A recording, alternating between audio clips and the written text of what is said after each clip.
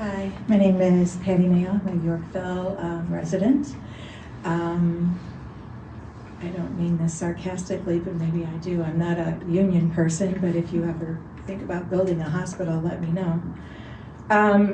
So when we get up here for public comment, the one thing that always used to bother me is like we can't have that back and forth dialogue. And so some of us have reached out to other people. We have a Facebook page, and other people from the council have actually joined our page, and we appreciate that. It gives us kind of that opportunity. And I know we've had people also reach out in emails saying, hey, it would be great if we could get together and actually have a dialogue, and it's not just a one-way thing. I mean, a lot of people came up tonight with some really great questions, and it would have been really nice to hear the answers at that time. But I know we can't have that.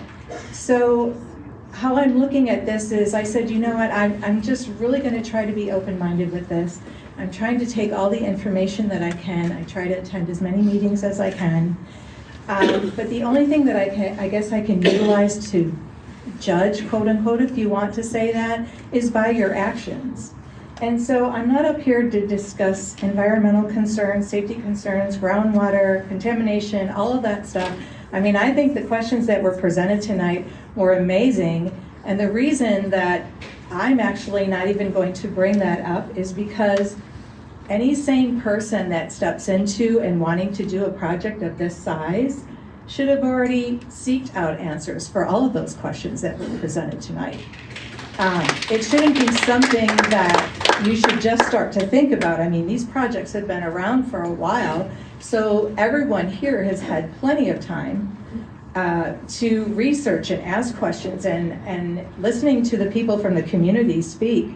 It's really kind of amazing. I believe her name was Deb Hernandez. Wow, I'd probably get in touch with her. I mean, she seems like she's got a lot of the questions that should be being asked and maybe aren't being asked.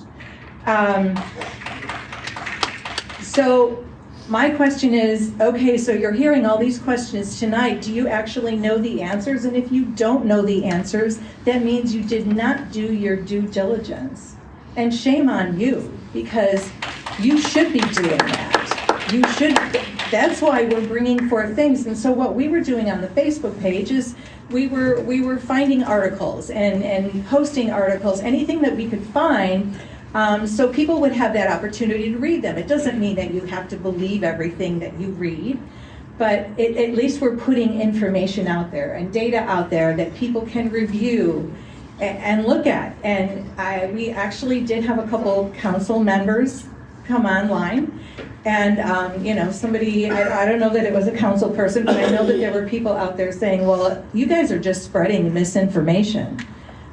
All these posts that you're putting on here, you're just spreading misinformation. Well, the amazing thing is, of all the people that were on there, including some of the council people, nobody wanted to spread correct information. I mean, if I'm spreading misinformation, then why don't you correct me, and why don't you help me?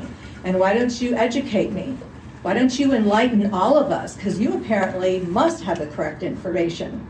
And so it got to the point where someone said, hey, and it was someone on the council, bless your heart, I thought it was sweet. You said, hey, you know what? Send me some articles. Send me some articles. I'm willing to read about them. I'm willing to read about this. I'm willing to, maybe I can learn something. I can answer some questions and all of that. And I thought, that's really, really nice, but how long has this been around? And you're just asking now to send me some articles? Like 1 or 2 weeks before the next meeting? I mean, that's amazing. So looking at people not by what they say, but by their actions, I'm like, wait a minute, I'm pretty sure, I don't know how long this project has been going on exactly, but I'm pretty sure it's been longer than a couple months. And we don't want to be that student where the teacher tells you you have 2 months for your exam, and then you start studying the night before. I mean, all of the questions that were being brought up tonight, technically everybody here should probably know the answers, or at least have a place to go to find the answer, or at least maybe that thought came to their head. So I think that's something that I learned from just being on this Facebook page, and it opened my eyes and said, you know what? Maybe they really don't know everything that they should know, or we're hoping that you know. You're our council people. Maybe you haven't done your due diligence. And then I start looking at fiscal responsibility, because I'm looking, again, it's just by actions. I get nothing back here, so I have to get information where I can get it from.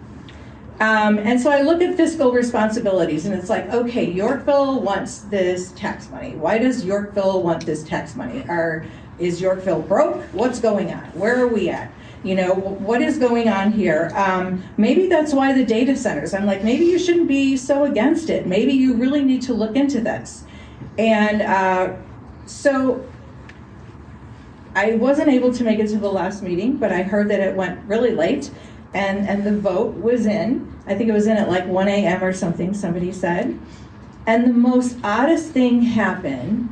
Within about 16 hours, I got this lovely little text message from the school district that said, last night, the city of Yorkville gave final approval to the Cardinal Data Center, which has agreed to donate $38.25 million over the next 4 years to the Yorkville School District for building the project. And then the Project Steel Data Center is in the final stages of approval and has agreed to donate an additional $30 million upfront for Yorkville schools. And I'm thinking, I don't know, it just seemed really insulting. Like the vote just came out and then this comes over my phone. Seriously, maybe 16 to 18 hours. I mean, and I sent it out and I'm like, did anybody else get this? Because I got a nice little mailer for the referendum and I got this nice little text message, but gosh darn it, I never got anything about these data centers. That would have been nice to have gotten, and I know I put it on the Facebook page, and somebody said, everybody has the internet. Well, no, if everybody has the internet, then why do I need a mailer for the school referendum? So everybody does not have the internet, or maybe they do, but everybody doesn't live on the internet. And something this important, in my opinion, and if it wasn't, probably should have been sent out. So everyone can be informed and be a part of it. And the last thing is community respect. And again, I know Bart brought this up in his presentation, because I know that there was some news going on in the last minute that there were maybe some people talking with open mics and maybe talking about I don't know if it was the people from Prologis, and by the way, I did reach out to someone at Prologis and wrote them an email and said, if this is one of your people, you really need to tell them to be more professional. These people here are your community. These are your taxpayers. We're taxpayers, and if we mean nothing else to you but the money that we give you in taxes, we still deserve respect for that. And there should absolutely be it. I mean, I heard that little blurb or whatever was caught on the hot mic that night, and clearly, yeah, wherever that was coming from, and I'm not saying it was coming from here. I don't know that, I wasn't here. But you know what? There needs to be a big apology, and people need to learn that, no matter what we think of someone's opinion, or maybe they were concerned about health or whatever, and we think their opinion is silly. No matter what we think about their opinion, at least we need to respect that person. We need to respect that person for actually doing some due diligence that maybe wasn't done here, but doing some due diligence and doing some research to come up with some educated concerns and questions. So please, the community here really, really, really does care. We are not trying to dispense misinformation. What we're trying to do is create a place for open discussion, because we're all concerned. We all want the best thing for the community. We love the community. That's why we're doing this. We're not doing this to create any type of negativity. But if this is the only way that we can present our feelings, then this is what we're going to do. So I just want to thank you all for listening, and I want to thank my Facebook community because I think we're doing a great job in keeping us informed. Thank you. Thank you. Next, we have